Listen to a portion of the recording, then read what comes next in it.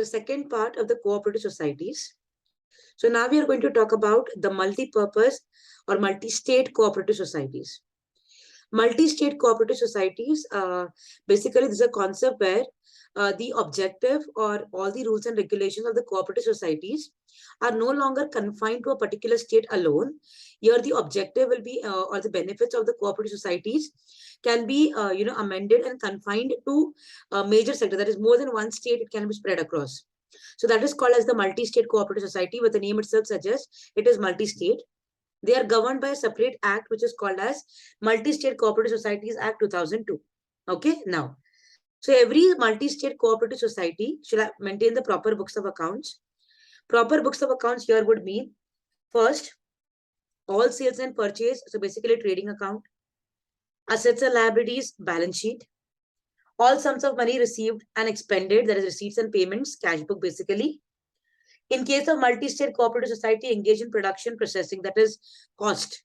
Okay, cost accounting records have to be maintained. So they have given a different language, but the meaning is what? Trading. Second, balance sheet items. Third, it is going to be income and expenditure, the cash book that we talk about. And then we're talking about is regarding if it is into the business of manufacturing, production and all, then the cost accounting records as well. Okay, then apart from that, you maintain the stock register, inventory records that you maintain, cash book for all the inflows and the outflows, register of loans, because cooperative societies major part is to lend the loans, that is to give money, register of fixed deposit that you receive from the members, okay, or other cooperative societies or the cooperative banks, etc. Register of assets and investments, one of the major registers that every business keeps it. Register of sureties, so when loans are given, guarantees are taken, so the sureties register should also be maintained. Correct? So these are all the additional requirements for the maintenance of books. Quite simple. Trading, then you have balance sheet, then you'll be having the cash book, that is receipt, income and expenditure, then you that is P&L account, then you have regarding the cost accounting records. Apart from that, inventory register, that is stocks, cash book you maintain, loan, okay, then fixed deposits, assets and investments, and also the sureties. Sureties are nothing but guarantors for the loan given. Then comes to qualification of auditor. This is something similar to the company's audit. A chartered accountant obviously can become the auditor. He's the only person allowed. What is the disqualification? First, body corporates cannot be allowed that we have studied. Officer or employee, because there is no independence. Partner, employee or officer or employee of multi-state cooperative society, that is internal part, obviously will not be allowed. Indebted or guarantor for amount more than 1 lakh, where we study as a part of companies where we have the limit of 5 lakh and 3 lakhs. Correct? Like that, they've given the amount of 1,000 here. So, but for both it is same for debt as well as guarantee, the amount is 1,000. Okay. So these are the exceptional cases where though you're a chartered accountant, but if you're attracting any of these disqualifications, you cannot become the auditor of multi-state cooperative societies. Appointment of auditors, here also you'll be having the first auditor and the subsequent auditor. The first auditor will definitely be appointed within 1 month of the registration, and he shall hold the office till the first AGM. He will be appointed by the board, okay? And if suppose it is not done like that, board fails to appoint, then he'll be appointed at the general meeting. Here there is no concept of rotation of auditors. Therefore, every auditor appointed will be leaving the office or completing his office on the conclusion of the next AGM. Correct?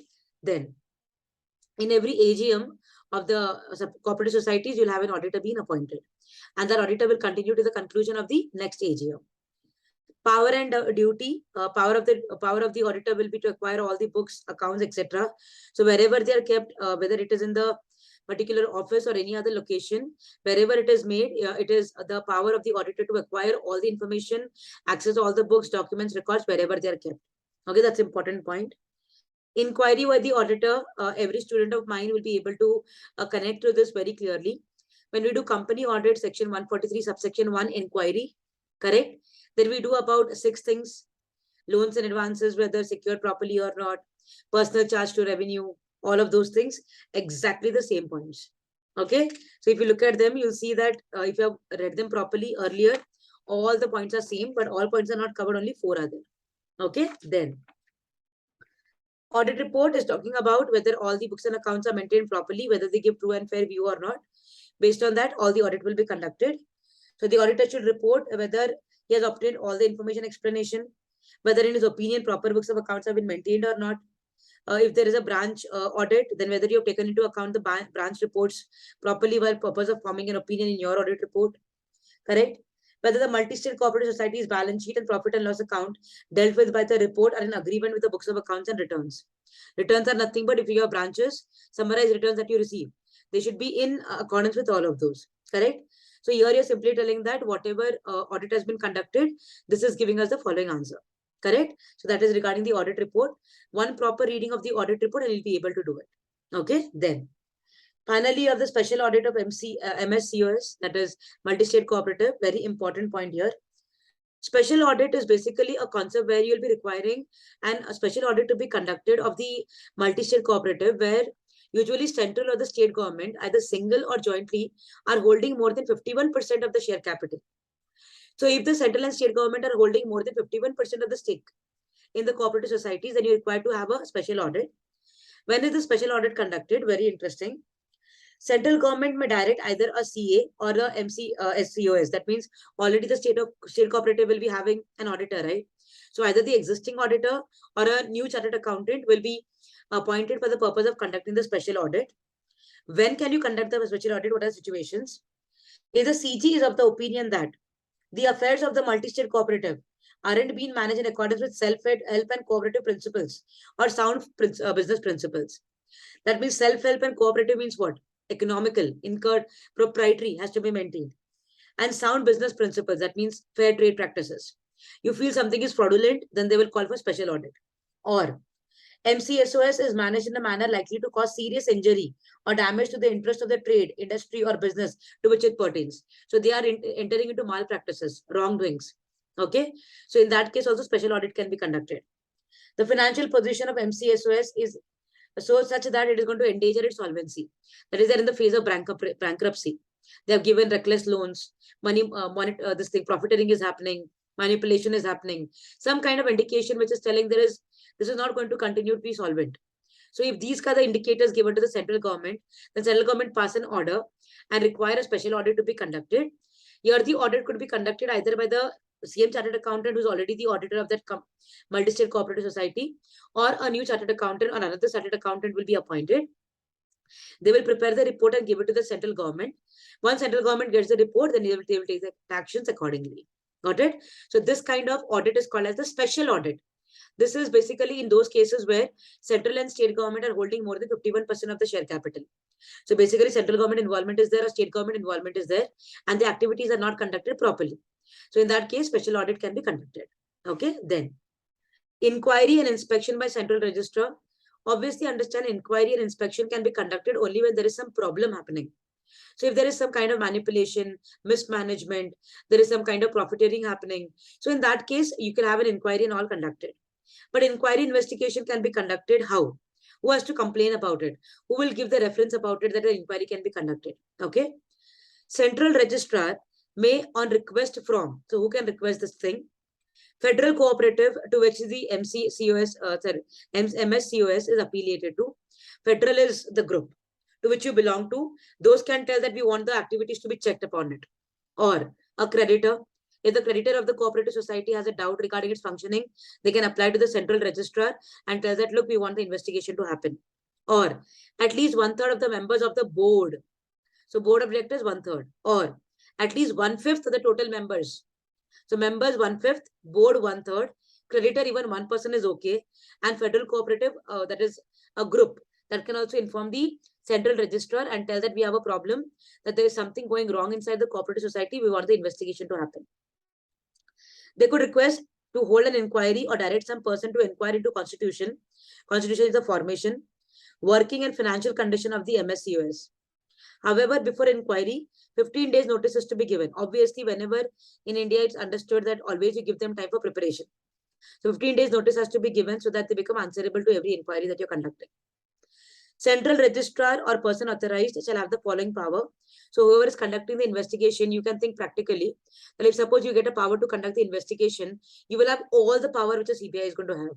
So you'll have access to every book, every document, every person, any kind of inquiry, any confirmation that you can obtain, correct? So you'll get all the possibilities. Free access to the books, accounts, cash, property in custody of the multi-state cooperative. In the event of serious irregularities, take them into custody. You can confiscate it. Summon any person to produce the same at any place specified by them. Summon means what? Ask the person to be present there with those books. Require the officer to call general meeting by giving notice of at least 7 days, or its officers fail, refuse, he may call it by himself. That means require the officer to call the general meeting by giving notice of at least 7 days. Or if officers fail, he may call itself. That means they are telling that they can also give an order that they are required to conduct a general meeting. Means the members have to attend a meeting. 7 days notice has to be given. And if they do not do that, then central registrar by itself will call it. Okay. Summon any person having knowledge to appear before him and examine on oath. Summon is that your physical presence has to be there. Okay, like in the court you go, right? And you stand in the witness box and give an oath and you speak up there. Like that, they can call you. So central register has all these powers. If you can see, they're all like police investigations only. Correct? Then, central registrar within 3 months of the receipt of the report communicated the report of inquiry to the society, financial institution, and to the person at whose instance it is needed. So that means if suppose members are told, give it to the members, board are told, give it to the board. So 3 people, one the society have to give, then the financial institution, and to the person on whose request the investigation was conducted. So all these people have to be informed about it. Got it? So these are the things requiring cooperative society. The ones which I marked, please do it very importantly. First of all, a restriction on the cooperative society, page 19.1. Okay, where you can invest it. Then when you talk about overdue interest, which is excluded from the interest accrued and outstanding. Then the classification of the overdue, that is 6 months to 5 years and 5 months and above. Okay, then cooperative society works on the cooperative principle rules. That is, proprietary expenses, that is incurred expenses economically. Then special report to the registrar, page 19.2. In what cases special report will be ordered? Okay, in that case, when there's profiteering and happening, frauds are there, then in that case, special report will be there. Audit classification, that is, you'll award a class to them. Then what are the schedules to the report, all the extra documentation that you have to do. Multi-state cooperative, which all books they have to maintain, who are qualified to become the auditors. Then appointment of the auditors when. Power and duty will remain the same like that of section 143 only. And then special audit will be conducted in accordance with what? When you have more than 51% stake by the central and state government, and also that if there is some kind of negative things that are happening in the cooperative society, they can call for the checking of it. So for that, they conduct a special audit. If any person is aggrieved, it could be the member of the board, it could be the member of the society, it could be a creditor, it could be the federal cooperative, which could, apply to the central registrar and ask them to conduct an investigation into the matters. So they will have all the powers and duties like that of the police and all. They can summon people on oath and everything. And finally, they will give all the information about this to the society, the financial institutions, as well as those people who have actually requested this kind of investigation to happen. So that is all about the cooperative societies audit. Very simple for the examination. Okay, the ones which I've highlighted so that you learn them properly. That will be enough for the examination point of view. This topic, please do the MCQs properly once again. Okay, so when you're finishing the topic with me, see that MCQs you do immediately and close the topic. All right. So with this, we are completing the audit of cooperative societies.